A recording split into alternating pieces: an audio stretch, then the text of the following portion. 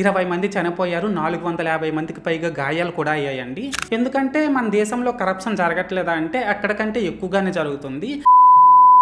Friends, రీసెంట్గా Nepal youth ఏమో జంజీ అనే నేమ్తో ఒక ప్రొటెస్ట్ అయితే స్టార్ట్ చేశారండి. ఇది మీకు కూడా తెలిసిన విషయమే. దీన్ని పక్కన పెట్టేసినట్లయితే ఈ విషయం తెలిసిన తర్వాత మనలో చాలా మంది ఏమనుకున్నారంటే ఆ నేపాల్ గవర్నమెంట్ ఏమో మొత్తం 26 అప్లికేషన్స్ అని బ్యాన్ చేసింది. సో దాని వల్లనే అక్కడ యూత్ అంతా కలిసి జంజీ అనే నేమ్తో ప్రొటెస్ట్ ని చేస్తున్నారు అని అయితే అనుకుంటున్నారండి. కానీ ఇది మాత్రం అస్సలు నిజం కాదన్నమాట. దీని వెనక ఇంకో బ్యాక్ స్టోరీ ఉంది. సో ఈ వీడియోలో మనం ఏంటంటే గైస్, అసలు ఆ బ్యాక్ స్టోరీ ఏంటి అండ్ అసలు ఏం జరిగింది ఏంటి అనేది డిస్కస్ చేసే చిన్న ప్రయత్నం అయితే చేద్దాం, ఓకేనా? అయితే ఇక్కడ ఫస్ట్ ఆఫ్ ఆల్ ఏంటంటే గైస్, ఈ నేపాల్లో రీసెంట్ గా మొత్తం 2 ఇన్సిడెంట్లు అయితే జరిగాయండి. అందులో సెకండ్ ఇన్సిడెంట్ ఏంటంటే రీసెంట్ గా ఈ నేపాల్ గవర్నమెంట్ ఏమో వాళ్ళు పెట్టిన రూల్స్ ని ఫాలో అవ్వట్లేదని, వాళ్ళు పెట్టిన రూల్స్ కి అగైనెస్ట్ గా ఉన్నాయని మొత్తం 26 అప్లికేషన్స్ అయితే బ్యాన్ చేసిందండి ఆ గవర్నమెంట్. అంటే వీళ్ళు బ్యాన్ చేసిన అప్లికేషన్స్ అన్ని కూడా ఆసామాస అప్లికేషన్స్ అయితే కాదన్నమాట. అంటే ప్రెజెంట్ జనరేషన్ లో ఒక మనిషి బట్టలు లేకపోయినా బ్రతికేస్తాడు, తిండి లేకపోయినా బ్రతికేస్తాడు,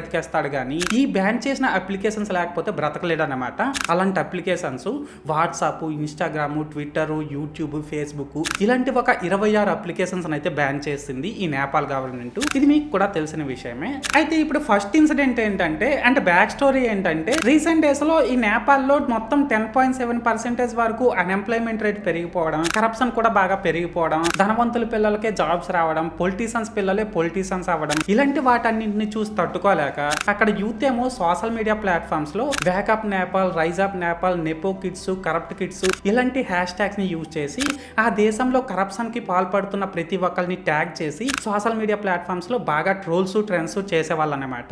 ఇది ఫస్ట్ ఇన్సిడెంట్. అంటే ఈ 2 ఇన్సిడెంట్స్ ని బేస్ చేసుకుని అసలు నిజమేంటి అనే విషయానికి వచ్చినట్లయితే గైస్, ఈ నేపాల్ యూత్ ఏమో కరప్షన్ కి అగైనెస్ట్ గా సోషల్ మీడియా ప్లాట్ఫామ్స్ లో ట్రెండ్స్, ట్రోల్స్ చేస్తున్నారు కదా. సో వాటిని భరించలేక అక్కడ గవర్నమెంట్ ఏమో వాళ్ళకి యూజ్ అవుతున్న 26 అప్లికేషన్స్ ని, ఈ అప్లికేషన్స్ అన్ని కూడా మేము పెట్టిన రూల్స్ ని ఫాలో అవ్వట్లేదు, మా రూల్స్ కి అగైనెస్ట్ గా ఉన్నాయి అనే అబద్ధం చెప్పి బ్యాన్ చేసిందండి. అండ్ ఈ తర్వాత అసలు ఏం జరిగింది అనేది మీకు కూడా తెలిసిన విషయమే. అంటే కరప్షన్ ని పట్టించుకోకుండా, అన్ఎంప్లాయ్మెంట్ రేట్ ని పట్టించుకోకుండా చాలా సిల్లీగా మీరు సోషల్ మీడియా ప్లాట్ఫామ్స్ ని బ్యాన్ చేసేయడం ఏంటి అనే ఉద్దేశంతో నేపాల్ యూత్ అంతా కలిసి జంజీ అనే ప్రొటెస్ట్ అయితే స్టార్ట్ చేశారు. అండ్ ఈ ప్రొటెస్ట్ లో భాగంగా అక్కడ పార్లమెంట్ అయితే తగలబెట్టేశారండి. అండ్ ఇదే ప్రొటెస్ట్ లో భాగంగా ఏ పొలిటీషియన్ ఎక్కడ దొరికితే అక్కడే వాళ్ళని చితక్కొట్టేస్తున్నారనమాట. అండ్ ఇదే ప్రొటెస్ట్ లో భాగంగా 20 మంది చనిపోయారు, 450 మందికి పైగా గాయాలు కూడా అయ్యాయండి. అండ్ ఇక్కడ ఇంకో క్రేజీ థింగ్ ఏంటంటే గైస్, వీళ్ళు చేస్తున్న ప్రొటెస్ట్ దెబ్బకి ఆ దేశ ప్రైమ్ మినిస్టర్, హోమ్ మినిస్టర్ వీళ్ళిద్దరు కూడా రాజీనామా చేస్తారనమాట.